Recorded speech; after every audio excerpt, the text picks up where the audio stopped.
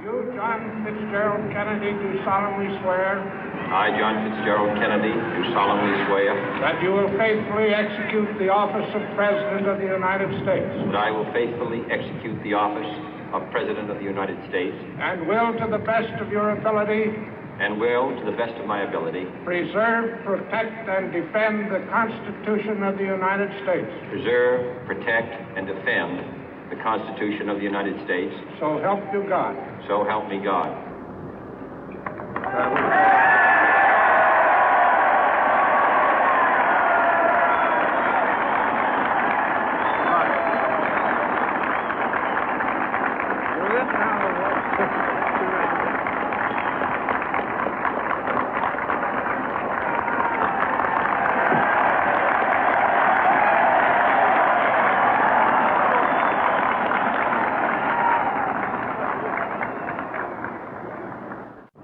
Vice President Johnson, Mr. Speaker, Mr. Chief Justice, President Eisenhower, Vice President Nixon, President Truman, Reverend clergy, fellow citizens. We observe today not a victory of party, but a celebration of freedom, symbolizing an end as well as a beginning, signifying renewal as well as change. For I have sworn before you and Almighty God the same solemn oath our forebears prescribed nearly a century and 3/4 ago. The world is very different now, for man holds in his mortal hands the power to abolish all forms of human poverty and all forms of human life. And yet the same revolutionary beliefs for which our forebears fought are still at issue around the globe. The belief that the rights of man come not from the generosity of the state, but from the hand of God. We dare not forget today that we are the heirs of that first revolution. Let the word go forth from this time and place to friend and foe alike that the torch has been passed to a new generation of Americans born in this century, tempered by war, disciplined by a hard and bitter peace, proud of our ancient heritage, and unwilling to witness or permit the slow undoing of those human rights to which this nation has always been committed and to which we are committed today at home and around the world.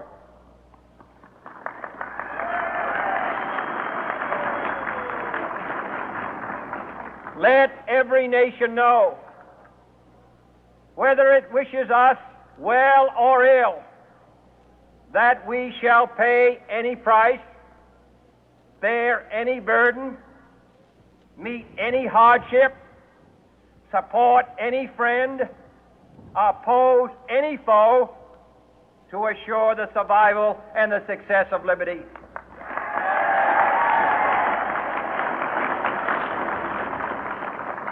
This much we pledge and more.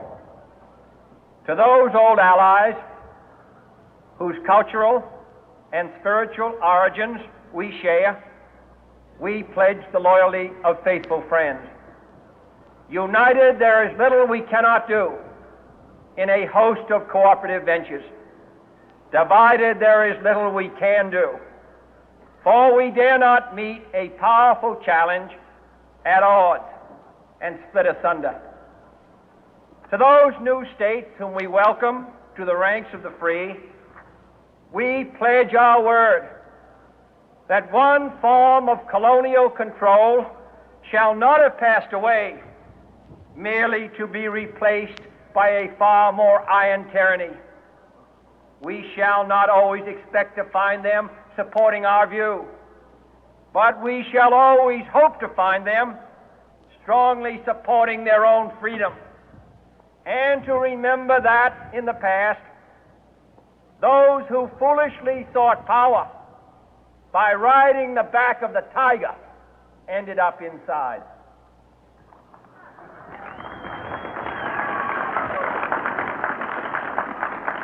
To those people in the huts and villages of half the globe struggling to break the bonds of mass misery, we pledge our best efforts to help them help themselves for whatever period is required, not because the communists may be doing it, not because we seek their votes, but because it is right.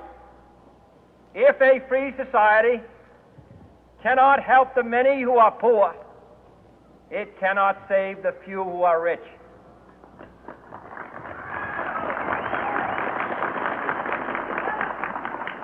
To our sister republics south of our border, we offer a special pledge to convert our good words into good deeds, in a new alliance for progress, to assist free men and free governments in casting off the chains of poverty.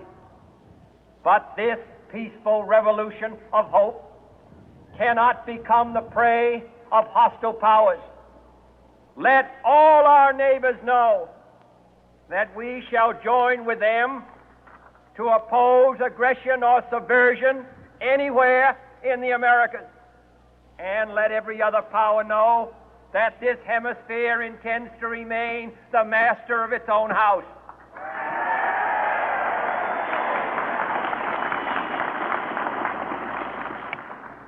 To that World Assembly of Sovereign States, the United Nations, our last best hope, in an age where the instruments of war have far outpaced the instruments of peace, we renew our pledge of support to prevent it from becoming merely a forum for invective, to strengthen its shield of the new and the weak, and to enlarge the area in which its writ may run.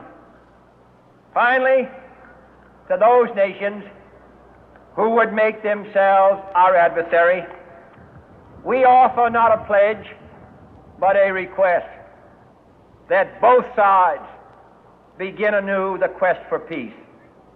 Before the dark powers of destruction, unleashed by science, engulf all humanity in planned or accidental self-destruction, we dare not tempt them with weakness, for only when our arms are sufficient beyond doubt can we be certain beyond doubt that they will never be employed.